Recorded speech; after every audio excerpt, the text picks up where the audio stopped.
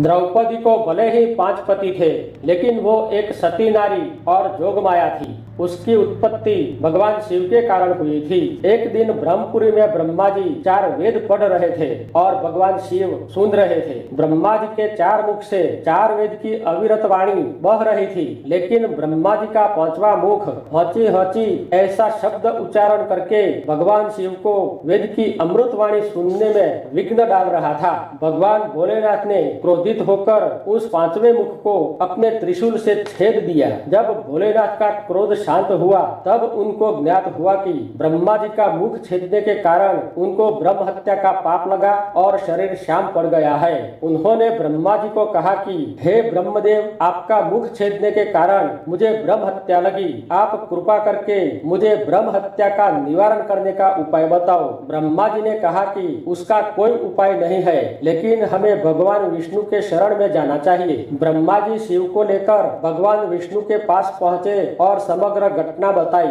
श्री हरि विष्णु ने हत्या को कहा कि हे हत्या, तू शिव के सर से हट जा और दूर हो जा। तू जो मांगेगी वो मैं तुझे दूंगा। हत्या ने कहा कि प्रभु, मैं जो मांगूंगी वो मुझे मिलेगा। विष्णु ने कहा कि हाँ, जब मेरा कृष्ण अवतार होगा तब तू जो मांगेगी वो मैं तुझे दूंगा। हत्या शिव जी के सर से हट गई और ऋषि मेघावी की पत्नी शांता के पेट पुत्री के रूप जन्म लिया। ऋषि मेघावी पुत्री पाकर बहुत खुश हुए और गुण सुंदरी ऐसा शुभ नाम दिया।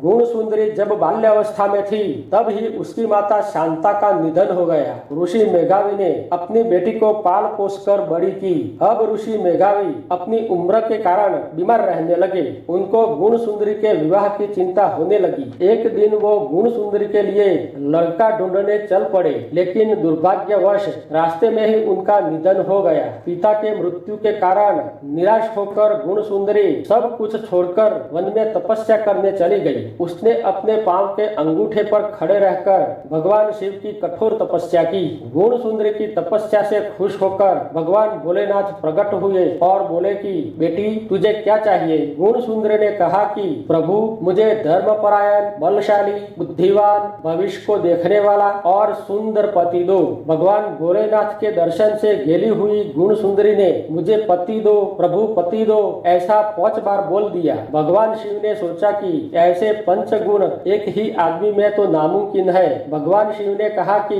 तूने पति दो ऐसा 5 बार बोला है तो तेरे 5 पति होंगे। गुण सुंदरी ने कहा कि हे प्रभु, एक पुरुष को अनेक पत्नी हो सकती है, लेकिन एक नारी को अनेक पति नहीं हो सकते। शिव जी ने कहा कि तेरे भाग्य में ऐसा ही लिखा है। गुण सुंदरी अपनी जिंदगी में 5 पति नहीं चाहती थी। उसने जंगल में अग्नि प्रकट करके अपना देह जलाकर राख कर दिया। अब गुण सुंदरी का दूसरा जन्म एक गौ मैया के रूप में हुआ। एक दिन 5 सांड उस गौवा के पीछे पड़े। गौवा दौड़ती हुई एक शिवालय के सामने आकर खड़ी हो गई। शिवालय में भगवान भोलेनाथ के साथ बैठे उमिया जी हंसकर बोले कि हे गैया, तूने ऐसे क्या कर्म किए हैं कि 5 सांड तेरे पीछे पड़े हैं? गौ माता बोली कि हे माते, तुम तो मेरी माता हो, फिर भी मेरा मजाक उड़ाया। मैं तुम्हें श्राप देती हूँ कि तुम्हारे भी 5 पति होंगे। ऐसा बोलकर गौवा ने अपने प्राण त्याग दिए। उमिया जी चेतन हो गए और गौवा का अंश निगल गए। उन्होंने भगवान भोलेनाथ को कहा कि